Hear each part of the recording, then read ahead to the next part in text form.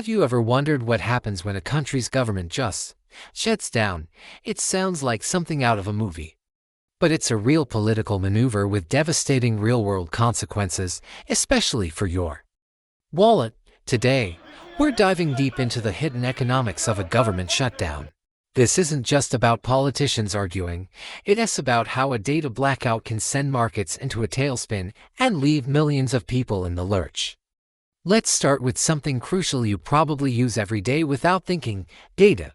I'm talking about economic data, things like inflation rates, job numbers, and consumer spending reports.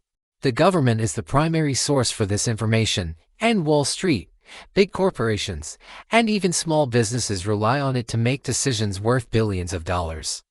When the government shuts down, the agencies that collect and release this data, like the Bureau of Labor Statistics and the Census Bureau, go dark.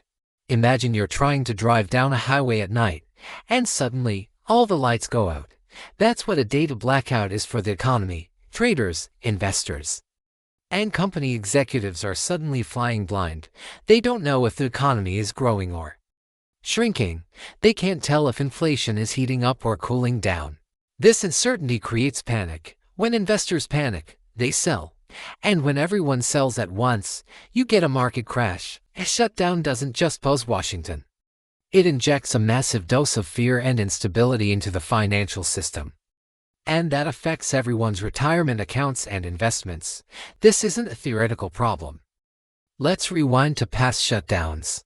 There were weeks when America, economically speaking, was completely in the dark. The Federal Reserve, the institution responsible for managing our economy, had to make critical decisions about interest rates without the most up-to-date information.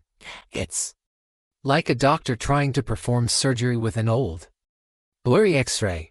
Making a wrong move could either trigger a recession or let inflation run wild. Businesses delayed hiring and expansion plans because they couldn't gauge the economic weather. This paralysis doesn't just last for the duration of the shutdown. Its chilling effect can linger for months, slowing down economic growth long after the political drama has ended. Now, let's talk about the human cost, which is often overlooked in the headlines about political gridlock. Think about programs like SNAP, what we used to call food stamps. For millions of families, this isn't a political football, it's the lifeline that puts food on the table. During a prolonged shutdown, the funding for these programs can be put on hold. The electronic benefit cards might stop working. This creates a ripple effect. Families are left struggling to find their next meal, leading to immense stress and hardship. But the impact doesn't stop there. Grocery stores, especially smaller, local ones in low-income neighborhoods, see a sudden drop in sales. They've stocked their shelves expecting customers who now can't pay. This leads to wasted food, lost revenue, and even potential layoffs for store employees. So, who profits from this? It's a tough question. In the short term, the chaos might benefit certain cynical traders betting on market volatility, but for the vast majority, from the family in the checkout line to the farmer who grew the produce, a pause in essential services is a lose-lose situation. It's a stark reminder that economic policies have real, immediate consequences for the most vulnerable among us. It creates a strange paradox. Washington is closed, but Wall Street is forced to remain open, navigating a minefield of uncertainty, while federal employees are furloughed and national parks are locked. The stock market doesn't get a day off. Traders are glued to their screens, trying to decipher political tea leaves instead of solid economic reports.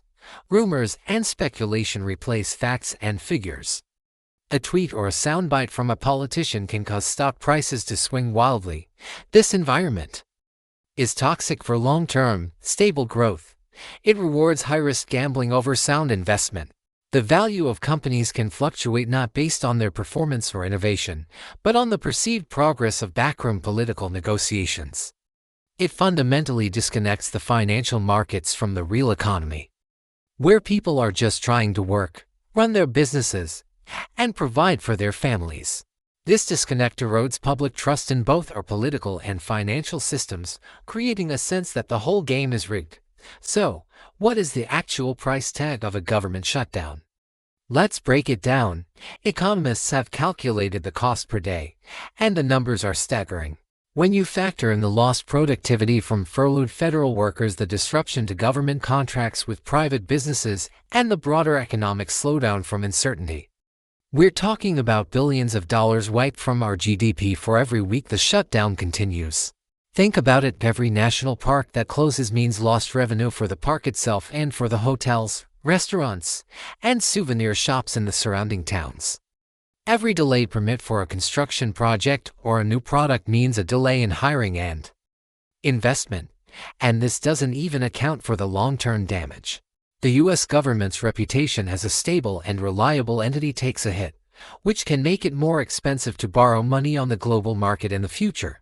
In the end, a government shutdown isn't a cost-saving measure, it's an incredibly expensive, self-inflicted economic wound, and it's the taxpayers who are ultimately left with the bill.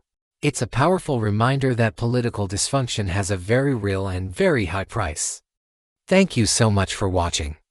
If you found this breakdown helpful and want to understand more about how politics and the economy are intertwined, please hit that like button and subscribe to the channel. Let me know in the comments what other economic topics you'd like to see demystified. See you in the next video.